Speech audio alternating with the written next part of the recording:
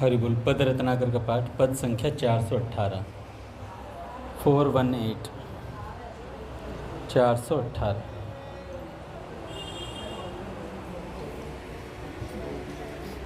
अब तो कुछ भी नहीं सुहावे, एक तू ही मन भावे है।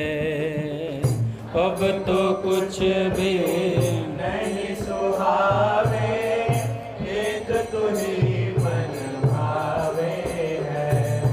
तन मिलन ने आज मेरो हिबड़ो छल्यो आवे है। तन मिलन ने आज मेरो हिबड़ो छल्यो आवे है। तड़प रयो जूं मछली जल बिन, अब तू क्यों तरसावे है।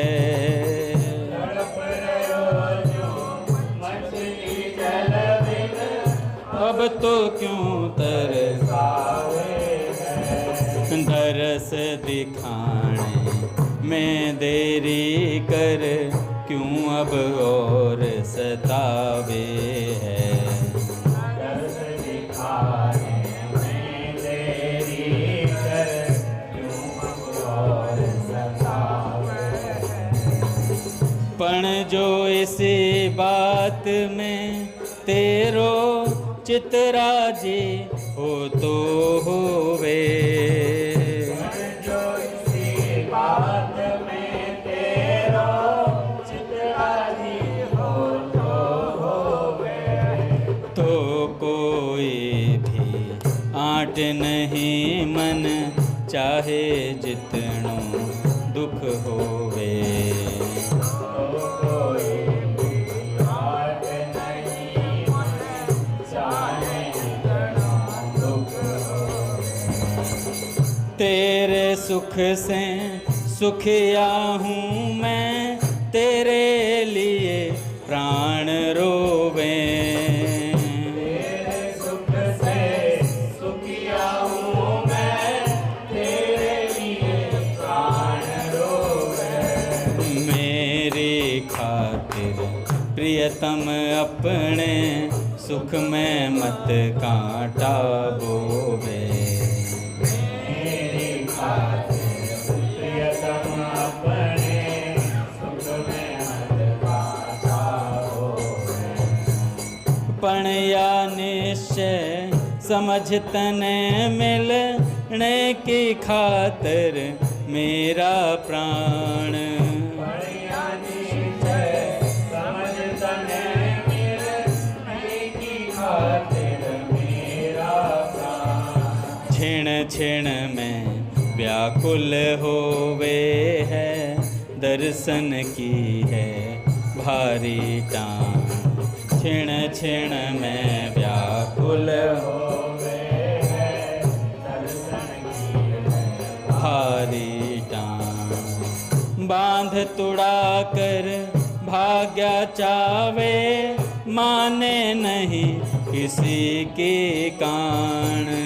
बांध छुड़ा कर भाग्य चावे, माने नहीं किसी की बात। आठों पहर उड़ा सा डोले, पलक पलक की समझे हान। आठों पहर आसा डोले, पलक पलक की पण प्यारा तेरी राजी में है नित राजी मेरो मन। बड़ प्यारा तेरी राजी में है नित राजी मेरो मन। प्राणाधिक दोनों लोकां को, तू ही मेरो जीवन धन। प्राणाधिक दोनों लोकां को, तू ही मेरो जीवन धन। नहीं मिले तो तेरी मर्जी, पण तन मन तेरे अर्पण। नहीं मिले तो तेरी मर्जी, पर तन मन तेरे अर्पण। लोक वेद है तू ही मेरो, तू ही मेरो परम रतन। लोक वेद है तू ही मेरो, तू ही मेरो परम रतन। चातक के ज्यों सदा उड़े कूं, कदे नहीं मुँह न मोड़ूं। चातक की जो सदा उड़ी क्यों, कदे नहीं मुँह मोड़ूं। दुख देवे मारे तड़ पावे, तो भी नेह नहीं छोड़ूं। दुख देवे मारे तड़पावे, तो भी नेह नहीं तोड़ूं। तरसा तरसा कर जी लेवे, तो भी तन नहीं छोड़ूं। तरसा तरसा कर जी लेवे, तो भी तन नहीं छोड़ूं। झांकूं नहीं दूसरी कानी, तेरे में ही जी जोड़ूं। राखो नहीं दूसरी कहानी, तेरे में ही राधा राधा राधा राधा राधा राधा राधा। राधा राधा राधा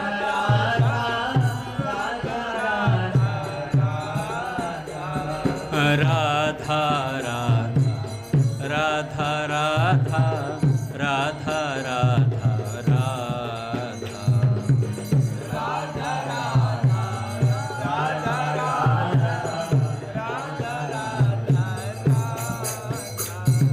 बोले राधा माधव सरकार की जय।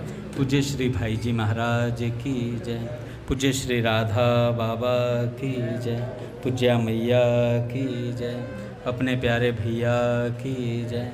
पूज्य दादा की जय। भक्तवत्सल भगवान की जय। हरि बोल। बड़े सौभाग्य का क्षण है कि आज भी हमें सत्संग और कीर्तन का परम लाभ प्राप्त हो रहा है। पहले सेठ जी के कुछ वचन सुनेंगे, उसके बाद कोई भक्त चर्चा करेंगे।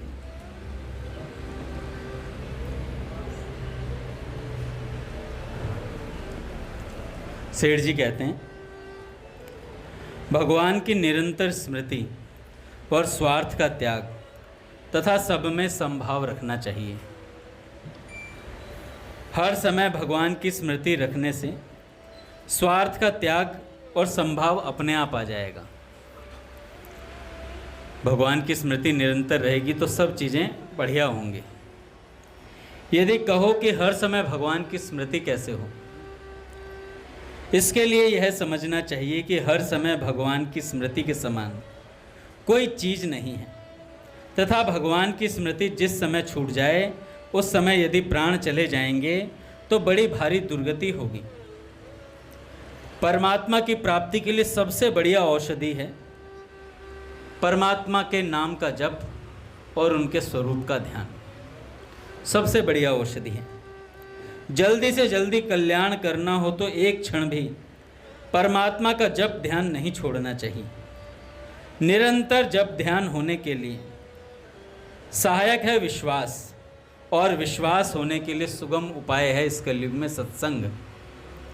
सत्संग से भगवान में विश्वास होता है, और दूसरा है ईश्वर से रो करके प्रार्थना करना, हे नाथ मेरा विश्वास हो जाए, हे नाथ आप में मेरा विश्वास हो जाए।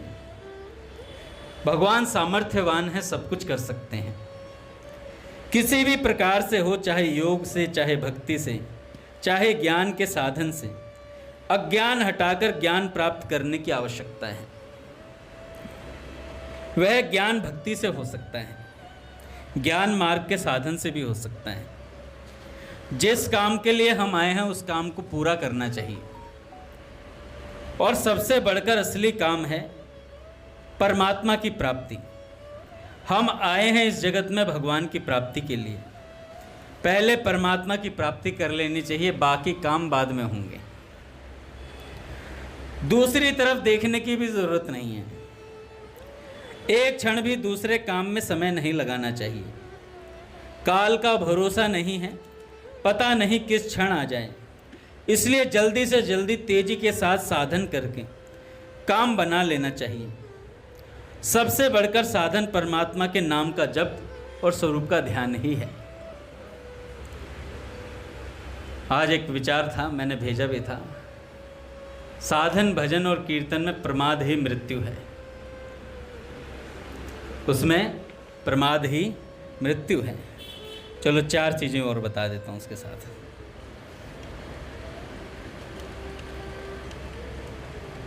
चार दोष हैं जो भजन नहीं बनने देते हैं, जो साधक का भजन नहीं बनने देते। तो सबसे पहला है प्रमाद, आलस्य। प्रमादी का आप देख लेना, जो प्रमाद करता है ना तो संकीर्तन में आएगा ना सत्संग में आएगा।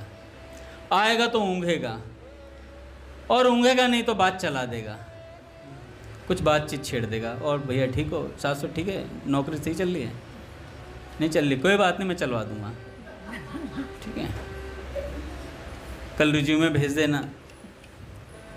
अगले दिन फिर जब सत्संग में आएगा तो रिज्यूमे नहीं भेजा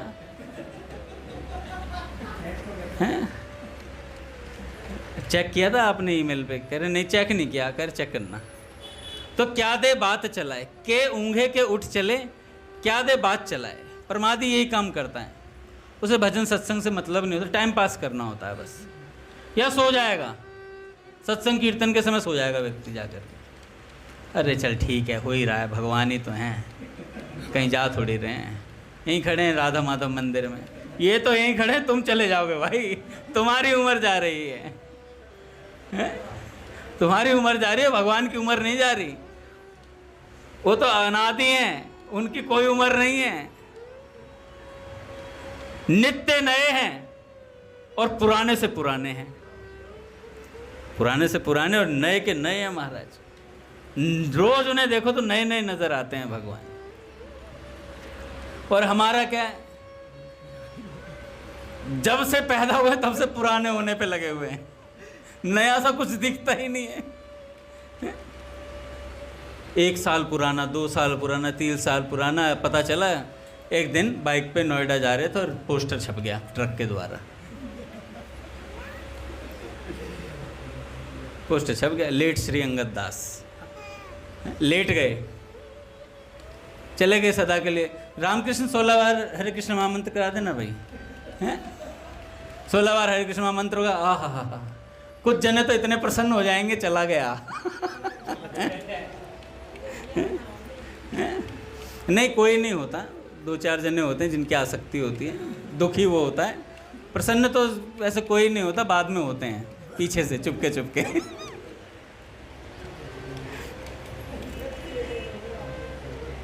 एक बच्चा बता रहा था, अभी तो कह रहा था कि अंगद जी लगता आएंगे नहीं, 8:25 हो गए थे ऑफिस में, अंगद जी लगता आएंगे नहीं। हाँ वो चला गया। वो बंदा चला गया जो कह रहा था, लगता आएंगे नहीं। अच्छा मैं आ गया, वो चले गए, इसीलिए चले गए। तो भैया प्रमादी जो है ना, वो आलस्य में समय बिताता है और धीरे धीरे उसकी उम्र जा रही होती है। तो पहला दोष जो है साधक के जीवन में वो है प्रमाद। रात्रि में प्रमाद आया। अच्छा एक घटना बताता हूँ। पूज्य श्री उड़िया बाबा जी, एक दिन उनका थोड़ा स्वास्थ्य ऐसे अनुकूल नहीं था। उनका एक चेला था, तो उड़िया बाबा महाराज अपना नाम जप कर रहे थे। नाम जप करने के बाद वो ध्यान करते थे। तो ध्यान करने लगे तो थोड़ा शरीर अस्वस्थ सा महसूस हो रहा था। तो शिष्य तपाक से बोल पड़ा, गुरुजी जप तो हो ही गया है, नाम जब लेट करके कर लो, नहीं ध्यान लेट करके कर लो। अब वो ये नहीं सोच, दादा आ गए महाराज, चलो दादा के लिए दोबारा बताऊंगा।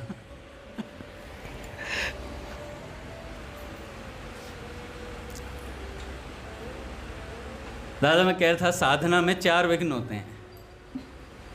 सबसे पहला होता है साधक के जीवन में प्रमाद। वो प्रमाद बहुत करता है, आलस्य आ गया, नाम जब छूट गया। मेरे साथ कई बार होता है, लेटे लेटे नाम जब करने लगे, आखिरी माला छूट जाती है, आखिरी नहीं तो आधी छूट जाएगी, और ऐसा लगेगा मैंने पूरी कर ली। क्योंकि भैया ने कहा रात को सोते सोते माला कर ली तो 8 माला मानी जाएगी, तो 8 1 की आधी करी, बाकी 7 अपने आप हो गई। दिन में भी 1 घंटा सो गए सोते सोते, 8 हो गई 16 माला हो गई। चलो, तो प्रमाद है वो साधन को खाता है। एक बार क्या हुआ दादा, उड़िया बाबा सरकार थोड़े अस्वस्थ थे, और उड़िया बाबा जी महाराज ने नाम जप अपना पूरा किया। नाम जप पूरा करने के बाद उनका ध्यान रह गया था रात्रि को, तो शरीर अस्वस्थ था, तो थोड़ा दर्द हो रहा था शरीर में।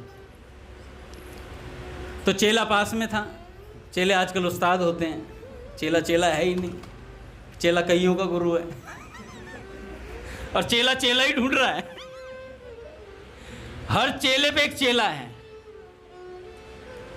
मान लो मैं कान्हा को कहूँ, कान्हा भाई पानी लाइयो, ये पीछे 4 जनों को पास करेगा, पानी लाइयो पानी लाइयो पानी लाइयो। तो सबसे लास्ट वाला कहेगा मैं नहीं ला रहा मैं नहीं ला रहा मैं नहीं ला रहा, आएगा ही नहीं, वापस आ जाएगा। तो जो चेला था उन्होंने उड़िया बाबा सरकार से कहा कि गुरुदेव शरीर अस्वस्थ है, तो आपका नाम जब तो पूरा हो ही गया है, जो ध्यान है ना वो आप लेट करके कर लो। अब कुछ साधारण गुरु होते हैं भाई, तो जो मतलब जिन्हें कपड़े लत्ते चाहिए होते हैं और शिष्य की जी हुजूरी चाहिए होती है, वो तो कहते हैं अरे वाह मेरे बेटे, हाँ कितना ध्यान रखता है। पर वो उड़िया बाबा थे। उड़िया बाबा ने कहा कि एक बात बता, तू मेरा चेला ही है या गुरु है? कह रहे गुरु जी मैं तो चेला ही हूं आपका। कह रहे तो तू आज्ञा तू देगा या मैं दूंगा? मैं तेरा कहा करूंगा क्या? कह रहे गुरु जी क्या होगा? अब तू बताएगा मुझे, साधन लेट के करना चाहिए, बैठ के करना चाहिए, कैसे करना चाहिए? चल अपना काम देख। उड़िया बाबा सरकार ने आसन मांगा और कहा कि आसन दो, ध्यान करूंगा। ध्यान करा महाराज, नियम नहीं तोड़ा अपना, नियम नहीं छोड़ा अपना। डांट दिया शिष्य को, चेला ही रहा है, गुरु बनने की कोशिश मत कर। ऐसे अपने चंद्रेश भैया बताते हैं कि जिस संत के अंतिम समय में वो पहुंचते हैं, मतलब मिलने के लिए जब कभी तबीयत, तो समझ लो वो जाने वाले हैं। ऐसा चंद्रेश भैया बता रहे थे कि काफ़ी संतों के अंत समय में मैं पहुंचा हूं सेवा के लिए। तो अपने पूज्य गया प्रसाद जी महाराज जी के शिष्य थे, चंद्र सरोवर पे जो गौशाला में सेवा करते थे, नाम ध्यान नहीं आ रहा मुझे।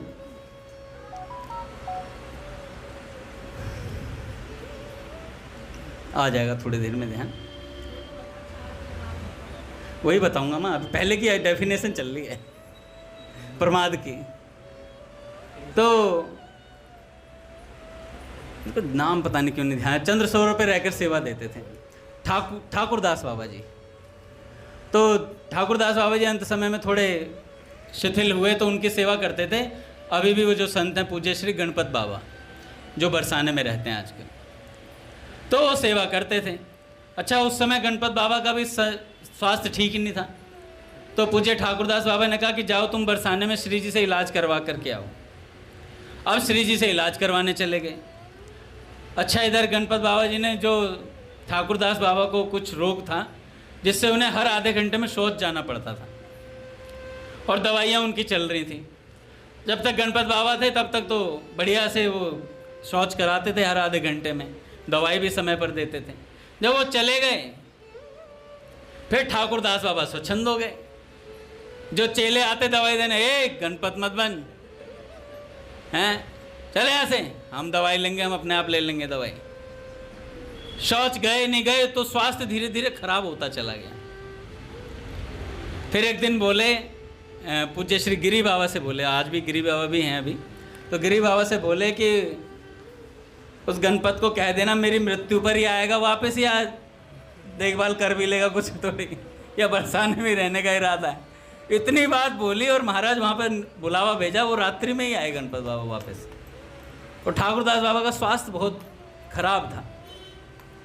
फिर आकर के सारी सेवा करी महाराज। तो संतों के जीवन में आप देखोगे तो प्रमाद नहीं मिलेगा, अपना साधन भजन हर समय पर वो पूरा करते रहते हैं। तो पहला जो विघ्न है वो है साधक के जीवन में प्रमाद, और दूसरा है दादा सुमंद। सुमंद क्या होता है? सुमंदमति, अपने ज्ञान से दूसरों को लाभ देना, खुद नहीं लेना। जैसे मैं प्रवचन कर रहा हूँ, सत्संग बोल रहा हूँ, मतलब दूसरे लाभ लें इससे, और मैं माला ना करूँ, मैं सत्संग ना सुनूँ और आपसे कहूँ कि सत्संग सुनने के बाद भाई रोज़ सत्संग सुनना चाहिए। तो दूसरा सुमंदमति, वो खुद लाभ लेना नहीं चाहता, दूसरों को देना ही देना चाहता है लाभ। तो दो विघ्न हो गए, पहला प्रमाद, दूसरा सुमंदमति। तीसरा होता मंद भाग्य। मंद भाग्य होता संत मिलने पर भी उनसे लाभ न उठा पाना। भगवत प्राप्त संतों के मिलने पर भी उनसे लाभ न उठा पाना, उनको मात्र शरीर मान लेना कि ये शरीर ही है और कुछ नहीं है। पूज्य प्रेमानंद जी महाराज कह रहे थे कि गुरु में भगवत बुद्धि बहुत मुश्किल से हो पाती है, क्योंकि हमें उनका मनुष्य देह ही दिखाई देता है कि ये सामने शरीर है, हम भगवतिक बुद्धि नहीं ला पाते हैं उनके भीतर, तो इसलिए बहुत अपराध बनते हैं कभी कभी। तो तीसरा हो गया मंद भाग्य। संत का संग मिलने पर भी संसार के पदार्थ वमन जैसे न लगें, मतलब संसार के भोग उल्टी के समान लगने चाहिए। इतना संतों का संग हो जाए, इतनी आसक्ति सत्संग में हो जाए, संतों में हो जाए कि भोगों से अपने आप वैराग्य आ जाए धीरे धीरे, और भगवत प्राप्ति की व्याकुलता मन में जगे। और चौथा होता है, चौथा जो विघ्न है वो है उपद्रवी जीवन। उपद्रवी मतलब अपनी मनमानी करना, जैसा मैं कह रहा हूँ वो ठीक है, जैसा मैं साधन कर रहा हूँ वो ठीक है, मैं जो चाहे वो कर सकता हूँ। महाराज जी ने कहा कि उपद्रवी का मतलब होता है कि उसे व्यसन बोलते हैं दादा, व्यसन, उसे व्यसन होता है किसी भी चीज का। सत्संग और कीर्तन में मन ना लगना भी व्यसन है, कि आपका सत्संग और कीर्तन में मन नहीं लग रहा है, ये व्यसन है, हम संसार की तरफ भगे जा रहे हैं। तो चार चीजें हैं जो हमारा मन नहीं लगने देती, प्रमाद, सुमंदमति, और तीसरा मंद भाग्य, और चौथा है उपद्रवी जीवन। यहाँ से उधर उछल कूद, इधर से उधर उछल कूद, टिक ही नहीं रहे हैं। भैया की कथा अटेंड करके आए, उसके बाद दिख नहीं रहा बंदा, पहले वैसे नहीं दिखा था, अब वैसे नहीं दिख रहा, काम बहुत है, काम देव के बाद उसी का नंबर है काम में। इतना काम है हम लोगों के पास। यहाँ तो ऑफिस से आते दादा मन करता है यार सत्संग का समय ना खराब हो जाए किसी तरीके से। एक दिन सत्संग कीर्तन अगर गांव चले जाओ तो मन ऐसा लगता है यार क्या छूट गया जीवन में, मज़ा नहीं आ रहा रहने में, ऐसा लगता क्यों जा रहे हैं, जाना क्यों है कहीं पर, यही सबसे बढ़िया लग रहा है। बस मेरे मन में एक लालसा रहती है दादा हमेशा से, मुझे बाबूजी बाबा बड़े अच्छे थे, इसलिए वाटिका की लालसा हमेशा बनी रहती है कि कभी एक दिन, 2 दिन, 3 दिन मिल जाएं तो बाबूजी की समाधि देख लूँ एक बार। बाबा की निष्ठा, जब बाबा का वो देखता हूँ निकुंज, वहाँ पर तो ऐसा लगता है एक महात्मा ऐसा जीवन व्यतीत कर गए, ना उन्हें वृंदावन जाना था कहीं, ना कहीं जाना पड़ा, केवल बाबूजी को देखते रहे जीवन भर, इस 200 गज की परिधि के भीतर अपना जीवन व्यतीत कर दिया। और उस समय भी ऐसा नहीं है कि बड़े आराम से जीवन व्यतीत, बहुत से लोग ताने मारते थे, एक सन्यासी होकर के गृहस्थ के यहाँ सेवा ले रहे हैं, सोचो, ऐसे पूज्य राधा बाबा के खिलाफ भी षड्यंत्र रचे जाते थे, बातें ताने मारे जाते थे, पर पूज्य बाबा कहते थे मुझे इससे कोई मतलब नहीं है, श्री कृष्ण हमारी मुट्ठी में है, श्री कृष्ण हमारी मुट्ठी में है। तो ऐसे बाबा महाराज सब तानों को सह करके, सब चीजें सह करके अपना आराम से भजन करके निकले। तो ये 4 चीजों का साधक को ध्यान रखना चाहिए। आगे सेठ जी कहते हैं, काल का कोई भरोसा नहीं है, पता नहीं किस क्षण आ जाए, इसलिए जल्दी से जल्दी तेजी के साथ भजन साधन करना चाहिए। सबसे बढ़कर साधन परमात्मा के नाम का जप, स्वरूप का ध्यान है। जिस नाम स्वरूप में आपकी रुचि हो उसी का जप ध्यान करना चाहिए।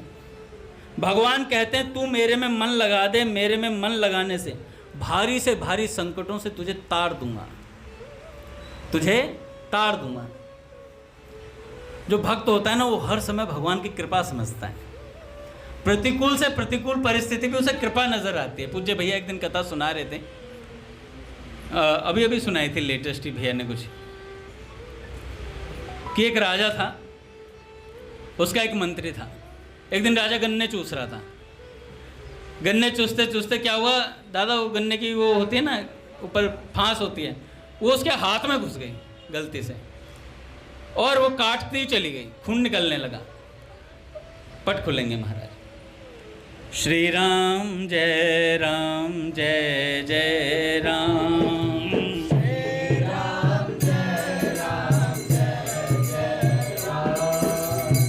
जय जय श्यामा, जय जय श्याम, जय जय श्यामा, जय जय श्याम, जय जय श्री वृंदावन धाम, जय जय श्री वृंदावन धाम, जय बरसाना, जय नंदगांव, जय बरसाना, जय नंदगांव, पावन राधे तेरो नाम, पावन राधे तेरो नाम, जय जय श्यामा, जय जय श्याम, जय जय श्यामा, जय जय श्याम, जय जय श्री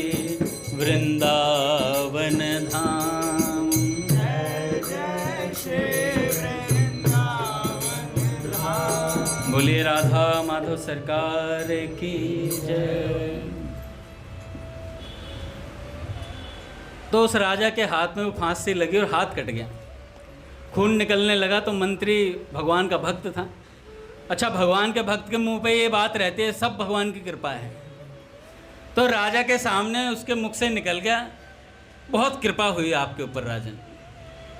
राजा को गुस्सा आ गया, कह रहे मेरा खून निकल गया, इसे कृपा नजर आ रही है भगवान की, इसमें क्या कृपा है, बदतमीज कहीं का, इसे कैद खाने में डाल दो।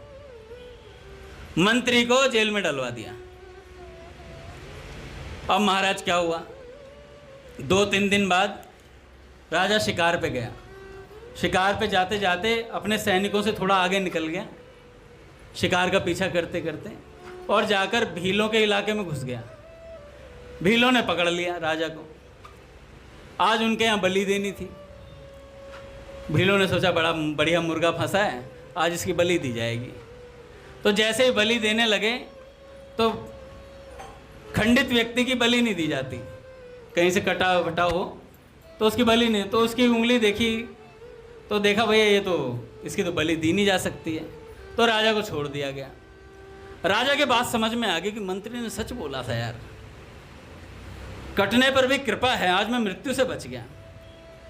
फटाफट गया और कैद खाने से मंत्री को निकलवाया और कहा कि मंत्री एक बात बता, भाई मेरा हाथ कटा और मैं आज ऐसे ऐसे भीलों से बचा, मेरे पर तो कृपा समझ में आती है, पर तुझ पे क्या कृपा हुई, तुझे तो दंड ही मिला मेरे द्वारा, तुझे तो जेल में बंद कर दिया। तो मंत्री कहता है एक बात बताऊं राजन, कई दिनों से आपने मुझे छुट्टी नहीं दी थी, 3 दिन से जेल में बंद हूं, आराम से बढ़िया भजन बन रहा है। पहली कृपा तो ये है। और दूसरी कृपा ये है कि राजन मैं आपके साथ छाए, मतलब आपकी छाया की तरह रहता हूँ। आप शिकार पर गए थे, अगर मैं जेल में बंद नहीं होता तो मैं भी शिकार पर जाता आपके साथ साथ। आपको अकेला मैं छोड़ नहीं सकता कभी, और अकेला नहीं छोड़ता तो आज वो भील मुझे भी पकड़ते। आपकी तो उंगली कटी हुई थी, मेरी गर्दन कट जाती मेरी गर्दन कट जाती। तो मुझ पर यह कृपा हुई कि मैं भी मौत से बच गया। तो हर पल में भगवान की कृपा ही निकल रही है। तो पूज्य महाराज जी कह रहे थे बड़ी विलक्षण कृपा है। एक बार दादा पूज्य पहाड़ी बाबा बीमार पड़ गए। तो पूज्य पहाड़ी बाबा बीमार पड़े तो आश्रम में बाबा किसी को बताते तो थे नहीं, तो किसी ने बताया कि आज पहाड़ी बाबा सरकार का स्वास्थ्य ठीक नहीं है, बुखार सा लग रहा है उन्हें। तो गए भक्तमाली जी महाराज वगैरह जो थे पास, तो उन्होंने कहा कि एक संजीवनी वटी आती थी पहले आयुर्वेदिक दवा, ये महाराज जी को पहुंचा दो। पहुंचाए कौन अब? पूछे पहाड़ी बाबा के पास। तो कहने लगे कि हमने पहुंचाई, हमने तो पहाड़ी बाबा सरकार ने कहा कि इसकी हमें आवश्यकता नहीं है, ये जो बुखार है ये तो कृपा है हमारे ऊपर। फिर महाराज कृपा कैसे? कह रहे आज ये नींद नहीं आने देगा, मेरा आसन लाओ, सुबह तक बुखार को उतार देंगे हम हमारा आसन लाओ, हम बुखार को उतार देंगे आज। तो महाराज जी ने बोला कि आसन तो मैं दे दूंगा गुरुदेव, पर मैं आपके साथ ही यहीं विश्राम कर लूँ, आपको किसी वस्तु की आवश्यकता पड़े। अरे आउट, हमारे पास हमें किसी की आवश्यकता नहीं है, बस आसन दे दो हमारा। आसन लिया, पूरी रात्रि नाम जप करते रहे, सुबह एकदम स्वस्थ उठे, कोई बुखार नहीं, सब कुछ गायब। अच्छा, पूज्य पहाड़ी बाबा को कोई ये भी नहीं बताता था आश्रम में कि मेरे बुखार है, क्योंकि पूज्य पहाड़ी बाबा सरकार की दवा बहुत विचित्र थी। पूज्य पहाड़ी बाबा कहते थे इसे 4-5 दिन भोजन मत दो जिसको बुखार है, इसे केवल गोमूत्र पिलाओ पानी में मिला करके, 2-4 दिन पेट साफ होगा, मल जमता है शरीर में तभी बुखार होता है, अन्यथा बुखार होता ही नहीं है। 4-5 दिन इसे गोमूत्र पिलाओ और जल पिलाओ, बस सारा मल बाहर आएगा, बुखार उतर जाएगा। किसी को बुखार भी होता तो कहता था बाबा तक मत पहुंचाना, मैं ठीक हो जाऊंगा अपने आप तो ये फक्कड़ संतों की बातें तो नहीं बताते ही नहीं थे ऐसे। तो हर चीज में ये जो संत हैं ये सब कृपा देख लेते हैं महाराज। इनका बड़ा विलक्षण एक सज्जन थे, कल्याण पत्रिका में एक घटना घटी थी दादा। एक रूडमल नाम के व्यक्ति थे, और वो रूडमल जी कलकत्ते में रहते थे, और उनके एक डॉक्टर भी थे जो पारिवारिक डॉक्टर होते हैं, वो पारिवारिक डॉक्टर भी थे उनके पास। तो एक दिन रूडमल जी की बहुत तबीयत खराब हुई, बहुत ज़्यादा खराब हो गई। घर में कोई नहीं था, केवल उनका एक नौकर साथ में था, बड़े जाने माने व्यक्ति थे वहाँ के। तो जब देखा तो उन्हें सन्निपात हुआ था, मतलब एक तरीके से लकवा मारा था, और बहुत भयंकर बीमारी थी उनके। तो उनके घरेलू डॉक्टर आए और उन्होंने कहा कि आज रात इनकी आखिरी रात है, आज रात सन्निपात था, पता नहीं कोई और बीमारी थी जिसमें उन्होंने बोला कि इनकी आखिरी रात आज। तो ऐसी बात बोली तो डॉक्टर साहब ये कहकर चले गए। तो रूडमल जी ने अपने जो नौकर था उससे कहा कि भाई देख, रात तो आखिरी है, डॉक्टर साहब कह के चले गए। अब मैंने तो भागवत जी में एक श्लोक सुना है जिसमें कहा गया है कि हरि शरणम मंत्र का जप करने से सब व्याधियां कट जाती हैं। मैंने भागवत जी में सुना है। तो तू ऐसा कर, मेरे को 3-4 तकिए लाके दे दे और एक आसन दे दे, और मेरे कमरे में सुबह जब ही आना जब मैं बुलाऊं,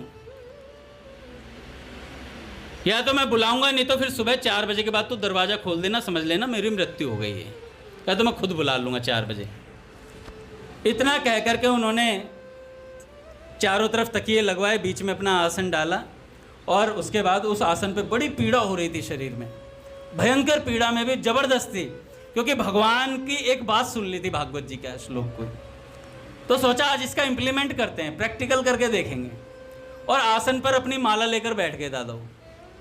नौकर से कह दिया सुबह 4 बजे दरवाज़ा, मैं आवाज़ मारूं तो भीतर आ जाना, और नहीं मारूं तो 4 बजे के बाद दरवाज़ा खोल देना, समझना शरीर चला गया है मेरा।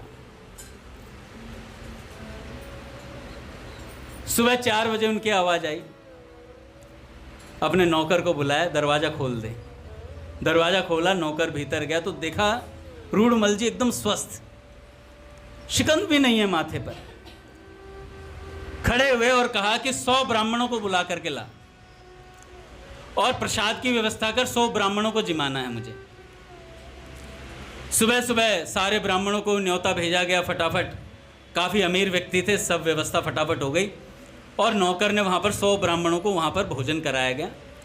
इतने में क्या हुआ, वो रूढ़मल जी के जो डॉक्टर थे ना, घरेलू डॉक्टर, वो आए और घर के नौकर से पूछने लगे, जलाया है क्या रूढ़मल जी को? अरे जलाया है? तो रूढ़मल जी तो स्वस्थ बैठे हैं भीतर। अरे स्वस्थ बैठे हैं, ऐसा कैसे हो गया? चलो मैं आता हूँ 1-2 दिन में फिर दोबारा मिलने, अभी थोड़ा व्यस्त हूँ। 3-4 दिन बाद आए तो देखा रूढ़मल जी आराम से चांदी की थाली में भोजन कर रहे हैं और उनका शाही अंदाज था बैठने का, सब चीज़ें सोने चांदी के उनके बर्तन थे घर में, तो आराम से सब पा रहे थे। और जैसे ही आए तो वही शान और शौकत देखी। डॉक्टर साहब कह रहे, रूढ़मल जी एक बात बताओ, आपने ऐसा क्या चमत्कार करवाया जिससे आप तो मरने वाले थे उस रात्रि को? मेरे हिसाब से आज तक मैंने जिसे बोला है वो मर ही गया है, पर पहले आप हो जो मरे नहीं। कह रहे भाई बात ऐसी हुई, ध्यान से सुना था। मैंने भागवत जी का एक श्लोक सुना था, हरि शरणम मंत्र से महामारी जैसे रोग भी निवारण हो जाते हैं। मैंने सोचा प्रैक्टिकल करके देखते हैं। तो अब मैंने उस दिन रात में आसन बिछाया और आसन बिछा करके हरि शरणम हरि शरणम हरि शरणम हरि शरणम उस मंत्र का जप किया। और जप करते करते कब मैं बेहोश हो गया मुझे पता नहीं चला, पर ठीक 4 बजे मुझे उठा दिया गया किसी के द्वारा, ठीक 4 बजे। और मैं जब उठा तो मेरे ना कोई बुखार था ना कुछ था, मैं एकदम स्वस्थ उठा था।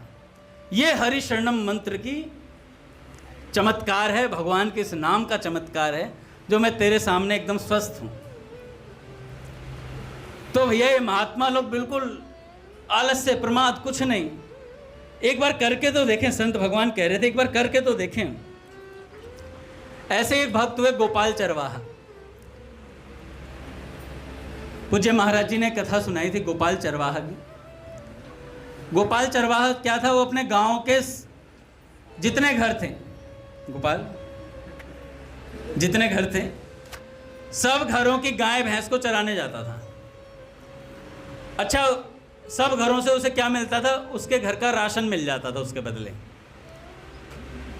बदले में उसे क्या मिलता? सब घरों की गाय वगैरह चराने जाता और राशन मिल जाता। उनकी पत्नी क्या करती, गोपाल चरवाहे की, तेरा तो विवाह नहीं हुआ अभी, हो जाएगा,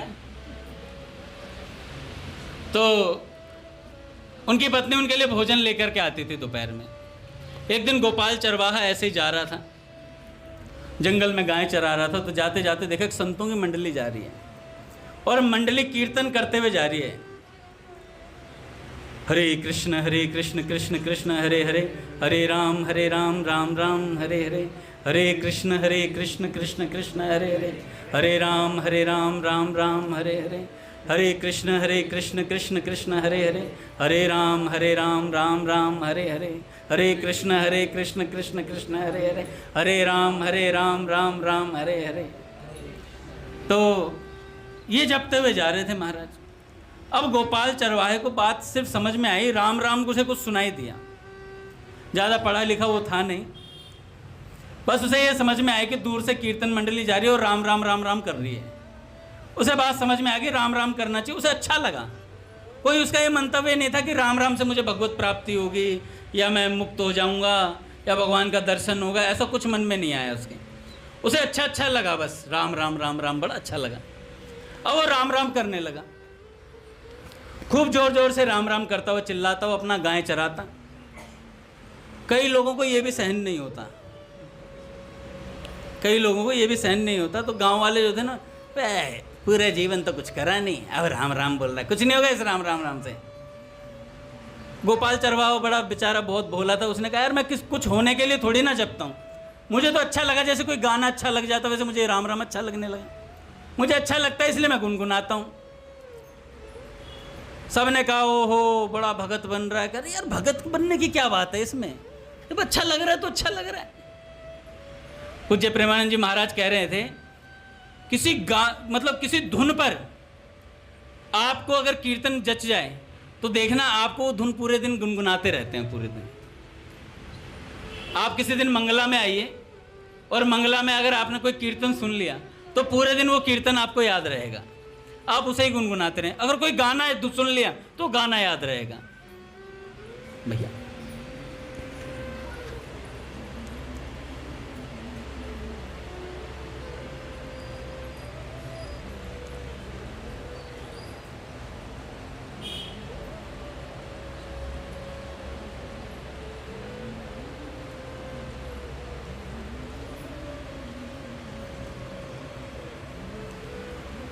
एक नोटिस आया है, उसमें ये है कि जब हम कहीं कथा कीर्तन में जाते हैं बाहर, पूज्य भैया की कथा हो, तो वहाँ पर अपना झोली माला ज़रूर लेकर जानी चाहिए, बीड बैग ज़रूर लेकर जाना चाहिए। पता तो चले हम भक्त हैं, ये इतना हो कि हम टूरिस्ट बन के आए हैं, मतलब आएंगे 2-4 सेल्फी खरीदेंगे नहीं, खींचेंगे सेल्फी खींचे, और अयोध्या का राम मंदिर, उसके आगे 3 चक्री सी लगाई, अयोध्या आऊँगा फिर न जाऊँगा सेल्फी खींची, वीडियो सी बनाई, अगले दिन स्टेटस पे लगाई, जय राम जी की हो गए राम जी। गले में माला नहीं थी पर वीडियो बनाते हुए दादा ने लपक लिया, भाई अयोध्या तो जाएगा पर बीड बैग कहाँ है? ऐसे ही जब हम मंदिर में भी आते हैं तो माला ज़रूर लानी चाहिए। एक ही तो समय होता है जब हम भगवान को दिखाएं हम भगत हैं, बाकी समय तो हम संसारी बन के ही रहते हैं। यही समय है जब हमें भगवान के सामने अपना पूरा वैष्णव वेश में माला तिलक लगे और अपना आकर के खूब भजन करें, तो माला ज़रूर लानी चाहिए। क्या करेंगे वो, मतलब सिर्फ प्रोग्राम के लिए थोड़े ही ना है कि मतलब कहीं जय जय बन करके गए तो माला टांग ली, और जय जय नहीं बनाया तो माला ही नहीं ले करके गए। मतलब जब बगलबंदी पहने तभी वो ठाकुर जी मुस्कुराते हुए बीड बैग पे दिखते हैं और फटके के साथ, है ना, मैचिंग वाला बीड बैग घर पे रखा हुआ जचा के, और घर पे ही है, वो घर पे रहता, वो कहता है मुझे जप ले भाई। तो बीड बैग जरूर लेकर के आना चाहिए। मजाक मजाक में कहता हूँ पर बात सीरियस है, ये हमारे अपने गिरबान में खुद झांक करके देखना चाहिए। दिल पर लेनी भी चाहिए, चोट लगे तो चोट भी लगनी चाहिए, पर हमारे लगती नहीं है दादा, नहीं लगती, पी जाते हैं, कुछ कह नहीं सकते भी। भैया से कहते हैं जाकर के, अंगद जी ताने बहुत मारते हैं भैया सत्संग में। भैया कहते हैं मुझसे, मैंने कहा भैया मैं तो छोड़ दिया कई दिनों से, मैं तो कुछ कहता ही नहीं, किसी का नाम ही नहीं लेता अब तो। बाकी समझने वाले समझ जाते हैं, पर सबके लिए बात है। कहीं प्रोग्राम में जाएं, कहीं भैया की कथा है तो बीड बैग होना ज़रूरी है। तिलक हो, बीड बैग हो, तुलसी कंठी हो गले में, है ना, अच्छे से भक्त दिखने चाहिए हम लोग, और होने भी चाहिए। दिखना नहीं कि दिख लिए फटाफट, सिर्फ जब कथा ख़त्म हो रही है तो स्टेज पर पहुंच गए, आरती के लिए भक्त दिख गए। जैसे कथा शुरू हुई उस समय भैया के सामने अरे जय जय हरि बोल, और उसके बाद गोल, बंदा कथा में नहीं दिख रहा, सिर्फ बाहर दिख रहा है, पंडाल के बाहर फोटो खिंचवा ली है। फोटो आ रही है फेसबुक पर, गिरधर डाल देता है, हमारी आज तक नहीं डाली उसने। कह देता हूँ मेरी एक डाल दिया कर, तो क्यों कहता है गुरुजी आपको तस्वीरों की कहाँ ज़रूरत है। अब तो विरक्त हो, मैं कभी कभी रक्त में भी आ जाता हूँ। तो जो गोपाल चरवाहा था उसे कुछ लोगों ने, गांव के लोगों ने बोला दादा कि क्या राम राम करता है, राम राम करने से कुछ नहीं होगा। कह रहे कुछ होने के लिए मैं जपता ही नहीं। फिर जब ताना ज़्यादा मार दिया उसके ऊपर, तो गोपाल चरवाहे ने सोचा यार इस राम राम से कुछ होता है, अगर इस राम राम से कुछ होता है तो ये मुझे पता होना चाहिए कि क्या होता है। बात दिल पर लगी उसके, खूब राम राम जपता था। राम राम राम राम राम राम राम करते करते उसके मन में बात आ गई कि मुझे कोई ना कोई अनुभूति तो होनी चाहिए। अब उसने गुरु खोजना शुरू करा कि मुझे पता चला कि भाई किसी गुरु के द्वारा अगर कोई मंत्र मिले, नियम मिले, उसे बात पता चली नाम जपते जपते। जब पता चली तो क्या हुआ, पूज्य प्रेमानंद जी महाराज कह रहे थे गुरु खोजने की आवश्यकता नहीं, क्योंकि हमारी बुद्धि इतनी है नहीं कि हम किसी को गुरु बना सकें। गुरु बने बनाए आते हैं और भगवान उन्हें भेजते हैं आपके लिए। पूज्य प्रेमानंद जी महाराज कह रहे थे हमारे पास कोई आता है कि भाई गुरु बनाएंगे, तो महाराज जी कहते हैं कि भाई गुरु बनाओ मत, है ना। भगवान की इच्छा होगी तो गुरु धारण अपने आप हो जाएगा, गुरु तुम्हारे लिए भेज दिए जाएंगे। तो जो गोपाल चरवाहा था उसके मन में आई क्योंकि कोई गुरु मिलना चाहिए। तो एक संत जा रहे थे, उन संत से कहने लगे कि महाराज मैं ऐसे ऐसे नाम जपता हूँ और लोग कहते हैं कि इस नाम जप से कुछ होता है, भगवान की प्राप्ति होती, क्या होता है मुझे कोई अनुभव नहीं है, कोई बात पता नहीं है इस बारे में, तो कोई गुरु मिले। तो उन्होंने कहा देखो भाई मैं तो गुरु बन नहीं सकता, मैं तो रमता जोगी बहता पानी इधर उधर घूमता रहता हूँ, मैं तुम्हारा गुरु नहीं बन सकता। तुम नाम जप करते रहो, गुरु तुम्हारे लिए भगवान भेज देंगे। और महाराज वो इतनी निष्ठा से नाम जप करने लगा, खूब नाम जप करने लगा। रास्ते में एक दिन उन्हें एक संत मिले और उन्हें देखते ही उसके मन में आया कि ये मेरे गुरु बनेंगे, ये मेरे गुरु बनेंगे। और वो गुरु कौन थे? साक्षात स्वयं भगवान गुरु बन करके आए थे साधु के रूप में। उन साधु को मिलते ही गोपाल चरवाहे ने कहा कि गुरुदेव मैं आपका शिष्य बनना चाहता हूं। तो उन्होंने कहा कि शिष्य ऐसे नहीं, जाओ स्नान करके आओ, फिर आपस में बैठ करके कुछ चर्चा करेंगे, कुछ सत्संग की बात बताऊंगा, कुछ निष्ठा की बात बताऊंगा, फिर मंत्र दूंगा, तुझे समझाऊंगा बात कैसे होती है। तो वो आए स्नान करके और महाराज आकर के गोपाल चरवाहे को कान में मंत्र दिया, उन्होंने नाम बताया और उन्होंने नियम बताने शुरू करे कि देख मंत्र लेने के बाद ये नियम होता है, ये नियम होता है, ये नियम होता है। गोपाल चरवाहा कह रहा गुरुदेव मैं भोला भाला आदमी हूँ, इतनी इंग्लिश मुझे आती नहीं है जितनी आप बता रहे हो, मुझे कोई एक नियम बता दो, बस एक नियम बता दोगे तो मैं उसका पालन कर लूँगा जीवन भर, लेकिन इतने सारे नियमों में मुझे बांधोगे तो मैं, मेरा माथा ना, मेरा मतलब हैंग हो जाता है सिस्टम। मैं सीधा साधा गांव का आदमी हूँ, तो मुझे एक नियम बता दो। तो संत भगवान बड़े प्रसन्न हुए उसकी इस बात से, सत्य बात से। उसने अपने हृदय की बात कह दी कि गुरुदेव मुझे कोई एक नियम बता दो। नहीं तो आजकल तो लोग क्या कहते हैं, गुरुदेव मंत्र बताओ, वो ये करना है। हाँ गुरुदेव मैं कर दूंगा, 20 माला करनी है, करी नहीं कभी गुरु मंत्र की माला नहीं होती, आसन पे बैठ कर होती हो ही नहीं पाती है, भूल जाते हैं। अपने भैया ने तो 2 ही माला बताई हुई है।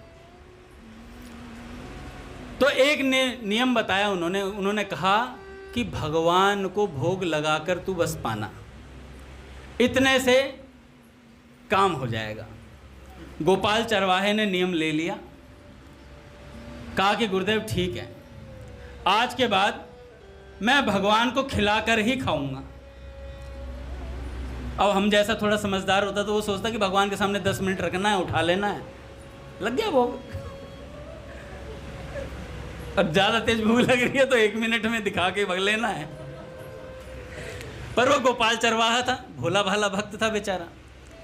दादा उसने, उसकी पत्नी भोजन लेकर आई दोपहर में, भोजन खोला, पत्नी भोजन देके चली जाती थी, भोजन खोला और भगवान के सामने एक चित्र लिया हुआ था, उसको भोग लगाया। तो सोचने लगा कि भगवान आकर खाते हैं, उसके बाद मैं खाऊंगा। बड़ा भोला था, भगवान आए नहीं महाराज। तो उसने कहा जब भगवान नहीं आए तो मैं कैसे खाऊं। नहीं खाया महाराज उसने। 1 दिन हो गया, दूसरे दिन भी भोग लगाया, नहीं आए भगवान, नहीं खाया। तीसरे दिन, चौथे दिन, 5वें दिन, 6ठे दिन, 7वें दिन, 8वें दिन, 9वें, 10वें, महाराज ऐसे करते करते उसे 10-12 दिन से ऊपर हो गया। जब 10-12 दिन बिना भोजन के हो गया तो उसका शरीर सूखने लगा महाराज, पीयूष जैसा हो गया वो 12 दिनों में। धीरे धीरे, और मेरे ऐसा भोजन भट्ट होता तो और फूल जाता। अरे आए ना आए, मैं तो खाऊंगा ही। तो दादा 18 दिन हो गए, भोजन नहीं किया था, भगवान का इंतजार था। सच में गुरु के एक नियम पर वो टिक गए थे। अब धीरे धीरे निरंतर नाम जप हो रहा था प्रतिदिन, और भगवान का चिंतन 24 घंटे था दादा। 18 के 18 दिन की भगवान क्यों नहीं आए। गुरुदेव ने कहा है कि भगवान भोजन पाते हैं उसके बाद तुम्हें पाना है, तो भगवान आ क्यों नहीं रहे हैं। 18 के 18 दिन 24 घंटे के 24 घंटे चिंतन चल रहा है। सेठ जी ने कहा, सेठ जी कहते हैं कि अगर कोई 24 घंटे निरंतर भगवान का ध्यान रख पाए तो उसे 24 घंटे में भगवान की प्राप्ति है।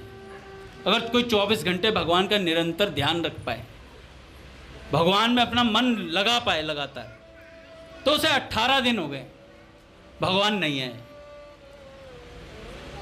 अब संत कह रहे थे कि देखो, हम तो 1-2 दिन में सोचते हैं भगवान आ जाएं। मैंने 16 माला कर ली है, मैंने 10 साल हो गए 16 माला करते हुए। सत्संग में भी, कीर्तन में जाता हूँ, सत्संग में नहीं जाता हूँ, पर जाता तो हूँ। भगवान नहीं आए। पर जो निष्ठावान होता है उसकी निष्ठा दिखती नहीं है दादा। 18 दिन हो गए तो भी वो भगवान के बारे में आशा लगाए बैठा है कि भगवान आएंगे। उसकी पत्नी भोजन लेकर के आई और आज देखा तो उनके जो गोपाल चरवाहा था बिल्कुल मृतकाय शरीर हो गया था, बिल्कुल मरने जैसी हालत हो रखी थी उनकी। तो उनकी पत्नी ने कहा कि आपको कोई रोग हो गया है क्या, जो आप इतने कमज़ोर होते जा रहे हैं, बिल्कुल मरणासन होते जा रहे हैं। तो उन्होंने कुछ नहीं बताया। दादा संत भगवान के, दादा थोड़ा लेट हो रहा है, बस कथा पूरी कर रहा हूँ, क्षमा करना। ये कथा थोड़ी सी है, ज़्यादा लंबी नहीं है। तो संत भगवान कह रहे थे कि हम जरा सी बात पे 2-4 दिन व्रत रख लेते हैं। मेरा निर्जला है, 7 दिन का कोई अनुष्ठान कर लिया तो मुंह ऐसा बना के घूमे, और कोई पूछ लेगा अबे अनुष्ठान चल रहा है, एहसान है क्या भाई, अनुष्ठान चल रहा है तो ढंग से तो बोल ले। भगवान के लिए कर रहा है तो अपनी भगवान की प्राप्ति के लिए कर रहा है, ये क्या बनना है। और बताने की क्या जरूरत है। 18 दिन से भोजन नहीं किया, अपनी पत्नी को भी नहीं बताया कि मैं क्या साधना कर रहा हूँ। तो पूज्य प्रेमानंद जी महाराज कह रहे थे, जब तक साधना में सिद्धि प्राप्त ना हो जाए तब तक अपने साधन के विषय में किसी को मत बताओ कि आप कर क्या रहे हो, जब तक सिद्धि ना मिल जाए। उसके बाद भी अपने गुरु की आज्ञा से बताना, कुछ भी बताना है। तो उन्होंने कुछ नहीं बताया गोपाल चरवाहे ने। और महाराज अब उसको करते करते करते करते व्याकुलता दिन प्रतिदिन बढ़ती जा रही थी भगवान के प्रति। जब कोई इतना भूखा रहे और केवल भगवान का चिंतन करे तो व्याकुलता अपने आप बढ़ जाती है महाराज। 28 दिन हो गए दादा। 28वें दिन उनकी पत्नी उनके लिए भोजन लेकर के आई और आकर के कहती है कि आप मुझे बताते क्यों नहीं कि आप क्या कर रहे हैं, आपको हो क्या गया है। तो उन्होंने अपनी पत्नी से कहा कि बस आज आखिरी बार और मत पूछ कि मैं क्या कर रहा हूँ, बस आज आखिरी बार है, आज के बाद मत पूछना, कल तू जो करना हो तू कर लेना, आज मत पूछ, आज आखिरी है, आज चली जा वापस भोजन रख के। दादा वो भोजन रख के गई, बड़ी मुश्किल से वो लेटे हुए थे, हाथ भी बड़ी मुश्किल से उनका हल्का हल्का हिल रहा था। भोजन को खोला, एक हाथ से ही उंगलियों से थोड़ा सा फैलाया और भगवान की तरफ देखा, और हाथ भी नहीं जोड़ सकते थे, इतनी हिम्मत भी नहीं थी उनके भीतर। और भगवान से कहा कि नाथ आकर पा लीजिए, आकर पा लीजिए, या फिर मुझे वहाँ ले जाकर पवा दीजिए, अपने धाम में ले जाकर पवा दीजिए, दोनों में से एक काम कर लो। जबान से कोई शब्द नहीं बोला क्योंकि इतनी हिम्मत ही नहीं थी, इतना 28 दिन से भूखे थे। हृदय से आवाज़ निकली भगवान, नेत्रों से आंसू बह रहे हैं और भगवान से कह रहे हैं नाथ पा लीजिए, या मुझे उठाकर अपने साथ वहाँ जाकर पवा लीजिए। इतने में भगवान आए और भगवान ने कहा, गोपाल मेरे हृदय से तो लग मेरे प्यारे। और अपने हृदय से लगाया गोपाल चरवाहे को भगवान ने, वो प्रसाद भी पाया। और भगवान ने कहा, जा आज के बाद तुझे किसी की गाय चराने की जरूरत नहीं पड़ेगी, तो सदा के लिए धनाढ्य हो गया, सदा के लिए तेरा जीवन धन्य धन्य हो गया तू। और इतना कह करके भगवान अंतर ध्यान हो गए महाराज। महाराज जीवन सफल हो गया उसका। भगवान के लिए एक नियम पर चला था। एक बार संतों के मुख से नाम जब प्यारा लगा था, राम नाम प्यारा लगा था, भगवान के आलिंगन तक पहुंचा दिया, भगवान के आलिंगन तक पहुंच गया। तो ऐसी बात है, संतों की बातें सुने और उन्हें जीवन में धारण करने का प्रयास करना चाहिए हम लोगों को, जिससे हम भगवान के आलिंगन तक पहुंच पाएं। बोले भक्तवत्सल भगवान की जय।